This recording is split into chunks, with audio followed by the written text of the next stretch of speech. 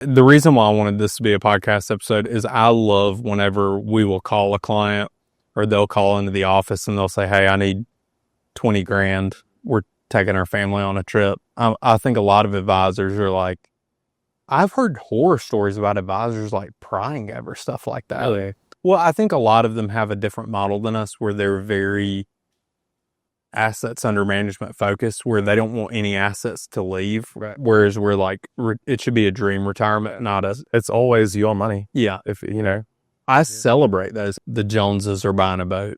It's 60 grand. I'm like, awesome. Welcome to the show. This is the Build Big, Live Bigger podcast. This is where you get real clarity about retirement so you can build a plan that blesses your life instead of becoming it. We'll share what you need to hear to replace worry with confidence, protect what you've built, and actually live your dreams, not your fears in retirement. Let's dive in. Welcome to Build Big, Live Bigger, episode 5. I'm here with Luke Maloney Grimes. that's right. In Key West, Florida. Here we are. Yeah, so we're actually on a team trip right now. We've got, 20 people here across the team. We also brought some guests, but I thought a great topic for the trip for this podcast would be dream big, see the world. So many of our clients love to travel. You know, it's probably I would say maybe 1 in 10 retirees don't bring it up, but I think we're like, hey, you know, what does an ideal retirement look like? What do you normally hear? Almost, I mean, everyone I've spoken to wants to travel or wants to fit some kind of travel into their budget or wants to do some kind of travel in retirement. So it's very relevant. Yeah. Well, I think at some point, whenever you achieve a certain level of wealth, like you can only buy so much stuff, right? You only have so much garage space. You don't want to be a hoarder. You don't want to get a storage unit. You can only buy so many Corvettes or cars or, you know, anything like that. So I think at some point stuff kind of doesn't add anything to your life. It's experiences. And ultimately, you cannot take any of your money with you. Yeah. So I wanted to dive in. We're going to go over, you know, how to plan for travel. So we're going to talk about the financial part of it, why it's important to have a travel plan in the beginning of your retirement, because a lot of people think, hey, I'm going to wait until I'm, 70 or 80, maybe to travel. But at that point, you can't really enjoy things the same way that you would normally. And then I want to talk about some travel hacks. So I'm pretty well traveled. Obviously, if from Luke's voice, you can tell he's not from the United States. So Luke is very well traveled, but I'm going to lean into Luke on the planning side because that is your area of expertise. And then I want to talk about, how to plan for it. So Sounds good. Let's do it. So a retiree comes in, they're like, hey, Luke, I love to travel. What are some really relevant questions that you start to ask them to build a dream retirement plan around incorporating travel into that? Yeah, for sure. On the travel side, you want to ask questions. I mean, we ask questions like, what typical trips have you, enjoyed going on in the past? And do you want to continue doing those? Or are there any other types of trips that would be like dream trips or dream travel plans in the future? And then we'll just try and, see how expensive that is. Like how much did it cost roughly? And try and just build it into the plan, like making sure that there's, at least a portion of the budget on an annual basis that is set aside for travel, because that's where a lot of the quality of life comes from. You have that freedom to finally go do what you want to do. Yeah. So I think one of the best questions that you guys ask is, what's the nicest trip you've been on in the last 5 years? Yeah. I love that question because then once you ask that, you're like, okay, how much did that cost? And how many times do you want to do that every year? So talk about the importance of once you have that line item where you're like, okay, nicest trip we went on was $10,000. We want to do that 3 times a year. So that's 30 grand. How do you create a plan to be able to take out 30 grand a year out of your assets? Again, we always come back to the plan. We just want to make sure that you have the right accounts set up, that they're growing at a good pace, depending on how they're invested. And then you want to have a plan on where you're going to take it from. So is it going to be taxable, non-taxable, etc.? Is it going to be safe money or growth money? You want to ideally be taking from safe money. Yeah. And so, there's a lot of questions involved, but yeah. So when we talk about the bucketing approach where you have cash, safe money, and then you have growth money in the market, obviously you want to be pulling money out from travel every year out of either your safe money, your income bucket, your safe money, or your cash bucket every year. You don't want to be pulling out of your market assets, because then you're hindering your growth over the long term. At least you don't want to plan for that, because there could be a bad year in the market where things could plummet 30%. I mean, you never know. Yeah. So you don't want to be like taking from that bucket when it's compromised, when it's going down. Because if you're accessing that at the wrong time, you're, taking it at a much faster pace. Yeah, 100%. I think I was told the last time that, we had somebody review the podcast, I say 100% a lot. I think that's just internally, you and I say 100% a lot. I'm going to try and cut down on that. Yeah. On the 100%. So, okay. So once you have the account set up and you know what you're going to pull out, I think you have to realize that retirement really is split into three different segments. You have the go-go years in retirement. So that's when you're healthy. Maybe you're a retiree that's retiring in your early 50s. So I would say 50 to maybe 67, 70, depending on your health, is your go-go years. That's where you're healthy enough to, go running or stay active and do those things. 70 to 80 those are the slow go years. That's where like you can get out and do a couple things, but ultimately you're not moving as fast. I love the fact that we're right up underneath an airport as we're talking about the trip. I don't know if you can hear that. There's probably a bit of background noise. Yeah. Getting in there. Oh, it's all good. But we're in a beautiful, Key West is beautiful, by the way. Yeah, it's so nice. I didn't realize that it's the southernmost point of the lower 48. Yeah, southernmost point. But that's pretty much, we're 100 feet pretty much from that. Yeah. Yeah. So if you drive out from Key West, or not drive out, you'd have to take a boat. If you go totally to your right, 90 degrees, I think you're in the Bahamas. Really? Yeah. Yeah. I think if you look it up on a map, Sam, if there's any way you can plug this in, like a map of Key West in the video portion of this, I think if you take a boat out to the side, you're in the Bahamas. If you go straight down, you're in Cuba. Oh, wow. Yeah. So we're super close to, by the way, I looked up, Samantha loves to go to Target every time we travel. And I was like, Target. And I looked it up on my iPhone. Is there one around here? Yeah, 5 hours. Oh, 5 hours. The closest Target is 5 hours away. Is it drivable? Yeah. Oh, it is. Well, apparently there's this long highway that connects. Yeah, it's one long bridge or one road that goes over the water all through down the islands. That is insane. That is pretty crazy. So getting back to the go-go, slow-go, no, we didn't even talk about no-go. No-go is when you're maybe, and it depends on who you are. I've seen some 85-year-olds come in the office. I'm like, I thought you were in your late 60s. But, for most people, 85 plus, that's no-go years. That's, you're kind of stuck at home. So if you look at retirement, really there's only 10 years where you can travel the way that for most retirees, 60 to 70, where you could really go out and do the things that you want to do. In general. Yeah. So I think if you're planning for that annual travel budget, you just say, okay, I want to go on a $10,000 trip 3 times a year, 30 grand a year from 60 to 70, and then it becomes a lot more realistic rather than thinking I'm going to spend 30 grand until I'm 90. At 90, you might not even know where you are. You know what I mean? Right. It's a lot of people do, but at 90, you have diminished capacity. Right. At that point. So I think framing the goal in a way where you're like, okay, this is what I love to do.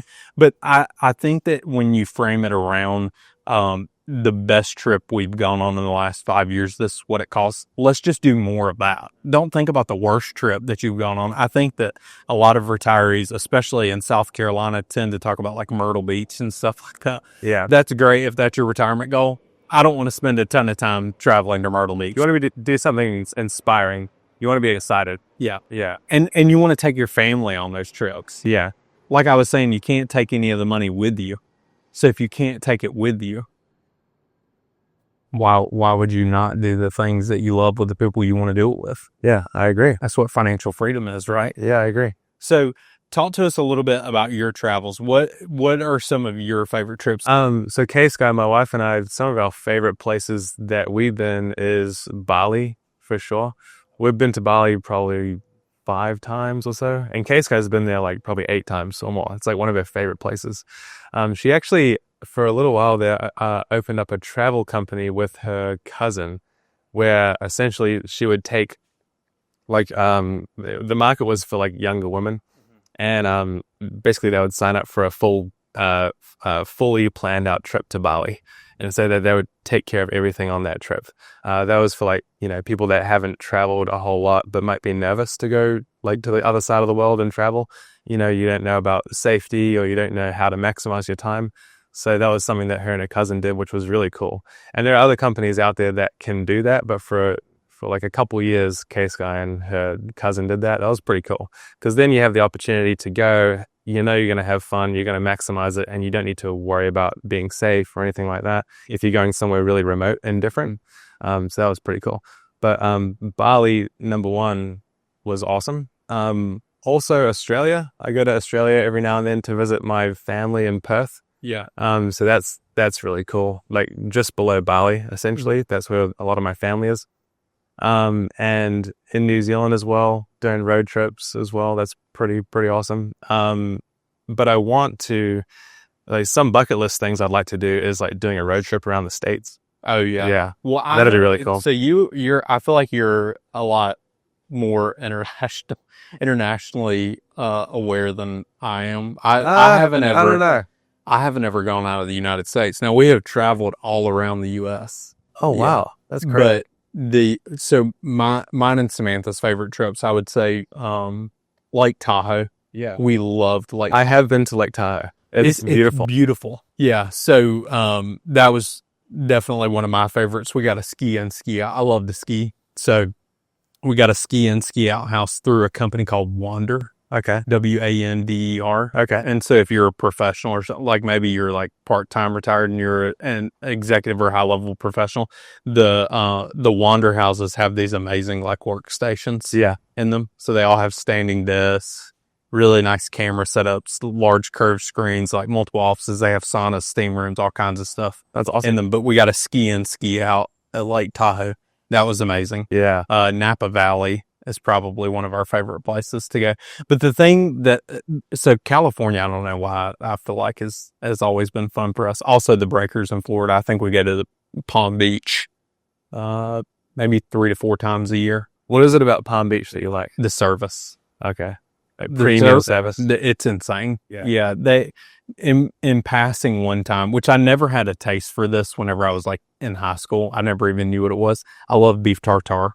You know what beef tartare is, right? I'm sad to say no. I don't think so. Raw steak. So it's like a raw filet mignon. Oh, really? It's cut up and they put like, almost like Caesar dressing. I think I'm saying this wrong for some of the beef tartare snobs out there. So they might, I don't know. If you like beef tartare, it might be like wine snobs. I don't know. But it's really good, raw steak with like anchovies and stuff like that. Anyway, but I was at the Breakers in Florida, and they heard me in passing say that I love beef tartare. And I'm sitting in the hotel room and I hear on the door, and I walk to the door and they're like, "Mr. Burgess, your beef tartare."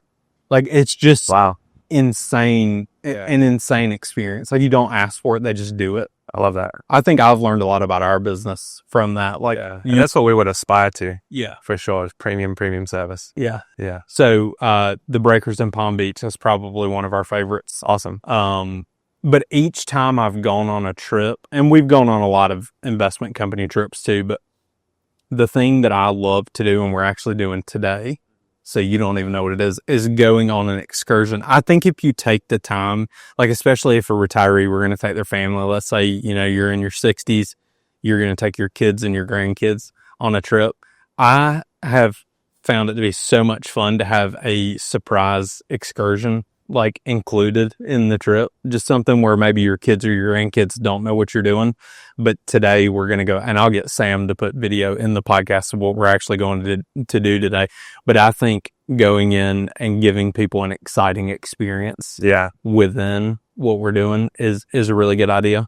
But if you plan the trip around where you love to go, you have an idea of how much that costs, and then you can take your friends or your family along and you plan the trip, like give them an itinerary. It seems extra, but honestly, I think if you may not be like me, but I don't like to structure things, but I love structure. Yeah. Which is why we have 18 team members now. Everybody else kind of handles all of that, but I love going on a trip where there is structure. Like, hey, be here at this time. Oh yeah, this is what we're doing. Yeah, me too. I like to plan and like know what's happening. Yeah. But today we're going to go out and we're going to do something. So Sam, throw that video in there, because I can't tell Luke yet, because he doesn't know. I don't know yet what we're doing with the team. Full of surprises. If retirement clarity matters to you, don't wait. Text BOOK to 864-920-3155 or click the link in the description below to get a free copy of Jonathan's book, Retire Right. But yeah, so let's also talk about travel hacks. Okay. So I think that that's one thing that I'm fairly good at doing is figuring out. Yeah, let's hear about it. So if you look at each destination that you want to go to, typically they have peak seasons. So like whenever I'm talking about the breakers in Palm Beach, if you look that up around Christmas time or in the fall, most people migrate to Florida in the fall. A room there, they can be like $2,000 or $3,000 a night for a room. If you go in the summer, it's like $500 a night. Wow. So it's dramatically different. Yeah. On the price, same experience. But if you're okay with the heat, just go in the summer. But those are called shoulder seasons, where if, there's a prime tourist season for that resort, and you can call the resort and ask them. So be like, hey, what's peak season for you guys? Okay, it's, September 15th to April 1st or something. You just go in the gap where it's not peak season and the room rates are going to be way less. And that's the same thing with any resort. So that's the travel hack for hotels, is you book out a peak season. And then the other thing that you can do is, have you ever heard of the flight software called Matrix ITA software? No, I haven't. So I'll look it up really quick. I'll show it to you.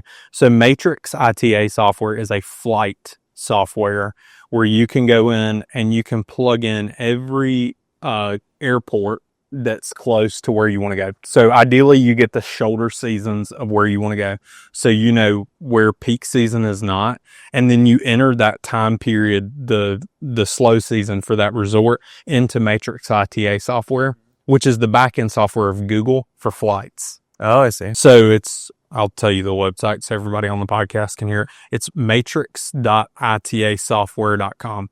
So you take that slow season, you enter all those dates into Matrix ITA software, and then you plug in the surrounding airports around the destination that you want to go and the surrounding airports around you. So for us, we're in Greenville, South Carolina. So you would plug in Charlotte, GSP, Atlanta. And then if you were going to go to like Palm Beach, you would do Palm Beach, Miami, or you can really just say that airport within a 100-mile radius to make it easy. And it'll search every single flight that's going to take place in that time period, every single airline. Wow. And it'll populate the lowest price flights. That's cool. To highest price flights. That's cool. So that's a way that we've gone on a ton of trips for not a lot of money, is using Matrix ITA software. You can look on the back end and see what flights, like you can get a $2,000 flight for like $500. Wow. You can get first class flights really low by doing that too. Is that kind of similar to like kayak.com? That's what we use a lot of the time when we do that. Kayak is a lot like Google. Google. No, not really. Matrix ITA software is the only thing to my knowledge it runs all the background flights for you. But that's a way that you can hack travel. Also, another thing that how we started to travel for free, and I wouldn't even say for free, but it's because we get the points, is using a credit card for travel. Oh yeah, that's a hack for sure. Yeah, like we take all of our business expenses and we put them on the Amex Platinum or what. That's a great card for travel. So typically, like when we flew to Key West, so we flew here, I didn't pay for it. Wow. The points paid for it. Yeah. So if you get a credit card and you pay all of your monthly expenses or whatever your general household expenses are on that credit card, you could get half off of a flight or pay for the entire flight. So that's pretty amazing. Yeah, those points rack up quick. Oh, and also when you get new credit cards, they usually give you bonuses as well. Yeah. So that can be also a second source of income. Yeah. If you know how to use the credit cards effectively and like churn them in that way. Yeah. That's a hack. That's one thing that we've done a lot. Like before we stayed here, or we flew out of Atlanta, but we stayed in the Four Seasons Atlanta. Very nice hotel room, and I didn't pay for it because the points pay for it. So if you use a credit card effectively, and you got to be careful with a credit card, right? Because if you look at all the data around credit cards, typically you spend more than if you were just using a debit card. Yeah. And I think there are a lot of debit cards you can get now that are like pass-throughs, right? Well, where they'll give you points. I don't know. I'm not sure exactly. I've never used them. Come across that. I've seen ads for them. But there's definitely pros and cons with credit cards because, like you said, it increases the propensity to spend. You're probably going to spend more in general. And also sometimes cards cost as well. Like there'll be an annual charge. Yeah. And if you're not maximizing it, that can be, it's an unnecessary cost. But in general, if you know how to use them and you want to maximize them, it can be a legitimate source of income. Yeah. Yeah. But one of the reason why I wanted this to be a podcast episode is I love whenever we will call a client or they'll call into the office and they'll say, hey, I need 20 grand. We're taking our family on a trip. I think a lot of advisors are like, I've heard horror stories about advisors like prying over stuff like that. Really? Well, I think a lot of them have a different model than us where they're very assets under management focused, where they don't want any assets to leave. Right. Whereas we're like, it should be a dream retirement, not a. It's always your money. Yeah. I celebrate those. Alan will, Alan, he runs our service team, but he'll say, hey, the Joneses are buying a boat. It's 60 grand. I'm like, awesome. Let me shoot him a text. Yeah. Awesome. Like again, we're send me a picture of that whenever you buy. Yeah. Yeah. We're dreams focused. Yeah. If that's your dream and that's part of your, what you want, go do it. Yeah. 100%. So, but I get excited because we get to vicariously live through a lot of our clients. I know that, one of our clients, his son owns a scuba shop in Jamaica or somewhere. It's like towards South America. Yeah. But they go all the time down to Jamaica and go scuba diving. So a lot of times whenever I'll call him, he'll be like, yeah, I'm in Jamaica right now. Or how cool. Yeah. Awesome. So we get to live vicariously through a lot of our clients. Yeah, totally. I love to see that joy. I love to see people maximizing their lives in that way. Yeah. And just enjoying themselves. Yeah. That's the whole point of what we do. Yeah. You cannot take any of this with you. And I think you have to create a retirement plan around what you want to do. And if you have an advisor that's like, hey, why do you need this money? We don't ever ask that question. We make sure that they don't have diminished capacity, or especially if it's an elderly client and they're calling in to take 100 grand. Obviously we're going to be like, is everything okay? Yeah. Just check in on them, especially if they were older, could be susceptible to, what do they call that? Elder abuse? Yeah, I think so. Yeah. Elder abuse. So I think in a lot of ways you have to be a fiduciary in that way. But if it's a client in their 60s calling to go on a trip or something, they tell us about it anyway if they're going. But retirement's all about living your dreams, not your worries. You have to have a plan that reflects that. You can't be scared to spend your money, and you have to have an annual budget where you know what you can spend every year.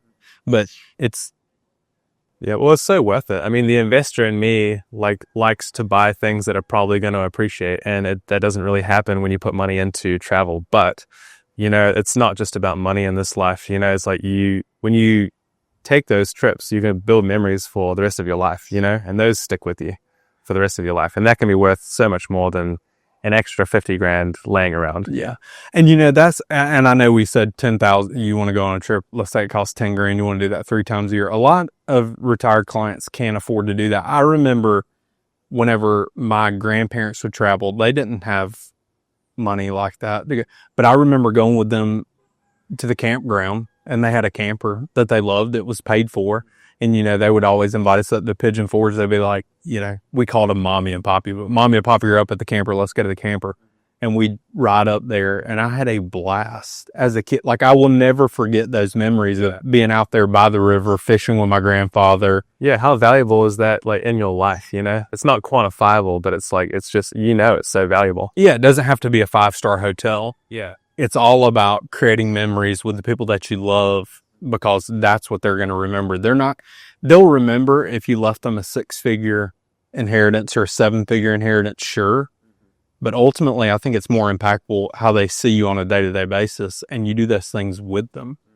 I think I push our clients more to spend their assets while they're alive with their kids, because ultimately, and this, we have more opportunity today with all the information that's out there. It's easier than ever to become financially free with all the data and everything that's out there. So if you have kids and let's say they're in their 20s, 30s, 40s, it's never been easier to be successful in the United States of America. Yeah. And you need to think about that goal, because we can either optimize for maximum legacy that you want to leave to your kids, or you could be optimized for your income, which could include a great travel budget throughout your retirement.